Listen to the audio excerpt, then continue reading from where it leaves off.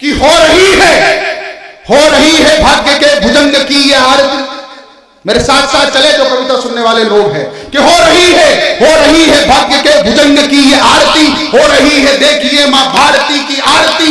आरती का ताल है सजा हुआ ये बाल है, पर्वतों की ढाल पर तांडवों का ताल है। शब्द के स्वरूप में रूप में खड़ी हुई कलम के साथ चांद और धूप में आग की अंगार पर कर्म करना शोभते, तार की खनक हाथ पीना शोभते। शारदे मां शारदे, यह शब्द बहुत बढ़िया जो राष्ट्र कहा था। माफ कीजिएगा साहब, मुझे बताया गया कि विनीत चौहान साहब ने इस कार्यक्रम को सोचा है। ये वट वृक्ष जो आजकल सम्मेलन के तौर पर है विनीत जी भाई साहब की देन है, तो मुझे इतनी कम तालियों की उम्मीद आपसे थी नहीं। और ताली बजाने के लिए मैं कहूंगा नहीं, आप ताली बजाने वाले लोग नहीं हैं। ये मारवाड़ की धरती है जहां पर तलवारों की खनक चलती थी। मैं ताली बजाने के लिए आपको नहीं कहूंगा। चार पंक्ति जोरदार तालियां भाई विकास के लिए आप बजा दीजिए। मैं कहता हूं आप ताली रोक कर बताना। चौथी पंक्ति तक जब मैं पहुंच जाऊं तो मुझे पता चल जाए कि तुदैया ये कार्या ये भद्दा कटियम वाले लोग कितने बैठे हैं। चार लाइन में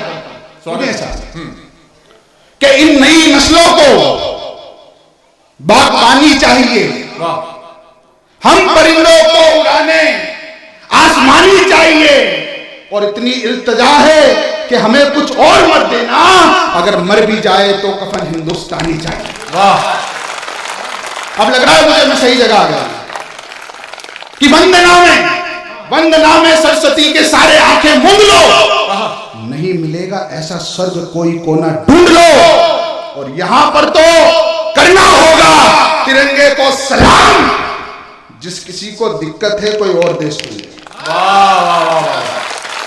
मुझे लग रहा है कि आप मैं सही जगह पे आया हूं। जिस किसी को दिक्कत है कोई और देश ढूंढ लो। साहब, कविता शायरी के लिए मैं जाना चाहता हूं। क्या होती है कविता और शायरी? आइए, बस बहुत कम समय के लिए आपके बीच में हूं, मगर मेरा जितना मन रख लोगे उससे दुगना मैं आपको सुन लूंगा। आप अपना थोड़ा सा चैतन्य बढ़ाइए, विकास राज भाटी अपना साहस दुगुना कर देगा। यहां पर सुने साहब, कविता और शायरी चीज क्या होती है। जब यह देश पराधीनता के पिंजरे में कैद था तो एक क्रांतिकारी ने सलाखों में बैठ के कहा था कि सरफरोशी की तमन्ना अब हमारे दिल में है, देखना है जोर कितना बाजुए कातिल में है। 10 साल बाद ये देश दुष्यंत कुमार को मिला, उन्होंने लिखा कल नुमाइश में मिला था चीथड़े पहने हुए, मैंने पूछा तो बताया नाम हिंदुस्तान है। 20 साल बाद ये देश अदम गोंडवी को मिला, उन्होंने लिखा काजू भुने प्लेट में विस्की गिलास में, उतरा है रामराज विधायक निवास में। 40 साल बाद ये देश किसी और कवि शायर को मिला, ये गरीबी और मुफलसी का उन्वान किसने लिख दिया, ये मेरे चेहरे पे हिंदुस्तान किसने लिख दिया। और 70 साल का हिंदुस्तान जब मुझ तक आया तो मैंने लिखा कि पढ़े लिखों के देश में ये नियम हो गए, गरीबों को लूटने के नए अधिनियम हो गए, और चंद रुपयों में बिक गई देश की सियासत। 9वीं 10वीं फेल यहाँ के सीएम हो गए। 9वीं 10वीं फेल। इधर जो भाई साहब बैठे हो, आप लोग क्या पाकिस्तान से आए हैं? हाँ, राष्ट्र की वंदना चल रही है, आप लोग ऐसे विवेकानंद जी बनकर बैठे।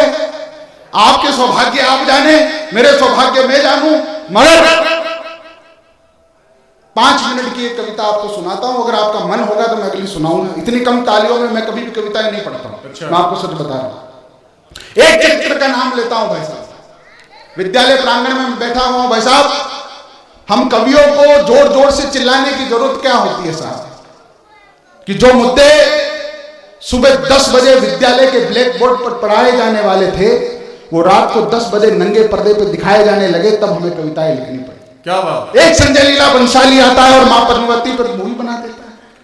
जिस रतन सिंह जी ने कभी ख्वाबों ख्यालों में पद्मनी को नहीं दिखाया हो किसी को, ये बॉलीवुड वाले उनके नंगे सीन दिखाते हैं, और आपकी और हमारी चेतना चुपचाप रहती है। तब मुझे रो के लिखना पड़ता है। एक कविता मैं मां पद्मनी के सम्मान में पढ़ता हूं। मुझे पता है भोपालगढ़ किस तरह से सुनता है। एक बार आप जोरदार तालियां बजा के बता दें किस तरह से मां सुने कि शौर्य भौम मेवाड़ से मूर्धन्य कवि सोनदान जी हमारे बीच में, ये पंक्तियां लेके जाइएगा दादा।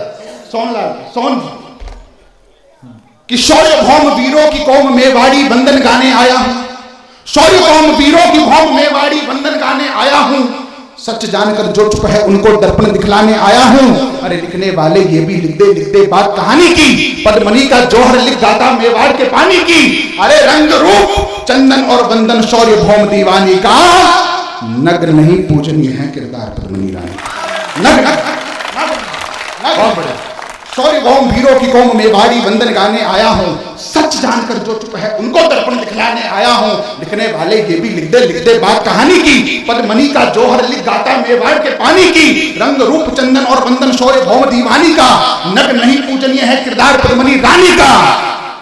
रतन सिंह खिलजी की कैद गोरा कुर्बानी याद करो। क्या क्या अद्भुत देश है। सर कट जाने के बाद धड़ लड़ता था 4-4 घंटे युद्ध। हम उनकी संतान हैं कि रतन सिंह खिलजी की कैद गोरा कुर्बानी याद करो। बादल जो बादल सा बरसा वो तूफानी पानी याद करो। अरे भूल गए पद्मा का जोहर, भूल गए कुर्बानी को, भूल गए मेवाड़ भौम की उस जगदम भवानी को। याद करो गोरा बादल कटा शीश शहादत का, याद करो वो अग्निकुंड जोहर की इबादत का। अरे याद करो रजपूती ईमान मरने तक जो बिका नहीं, और पद्मनी का शौर्य तेज जो खिलजी को कभी दिखा नहीं। पद्मनी का शौर्य तेज जो खिलजी को कभी दिखा नहीं।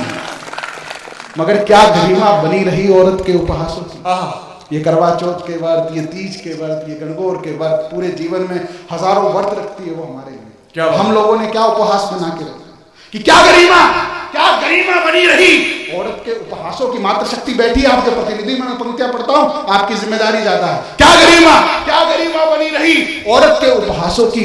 अरे क्या हालत कर दी फिल्मों ने भारत के इतिहासों की। कोई वीरों की निंदा टीवी से अखबारों तक, हिंसकता का माहौल बताया दिल्ली के दरबारों तक। खामोशी ही बनी रही सत्ता के गलियारों में। इतिहासों की बात ना पहुंची कुर्सी के मकारों में। इतिहासों की बात ना पहुंची कुर्सी के मकारों में। तो फिल्मों वालों अब के सुन लो कि पूरा माहौल बदल देंगे, और इतिहास बदलने की सोची तो भूगोल बदल देंगे।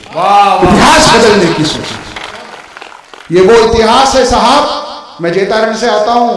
मारवाड़ वालों, मालदेव जी की सेना जेतारण के गिरी सुमेल के युद्ध में खड़ी रही, और उस जेता और कुंपा ने अपने रक्त से इसका इतिहास लिखा है। किसी संजय लीला बंसाली की इतनी औकात नहीं है कि इतिहास बदल। वाह, एक बार अगर तालियां बजा दे, एक कविता मैं आपके बीच में और सुना दूं। अच्छा लग रहा है आपको? अच्छा लग रहा है? तो तालियां बजा के बताओ अगर जोरदार, कि मारवाड़ के बेटों की ऐसी तालियां होती।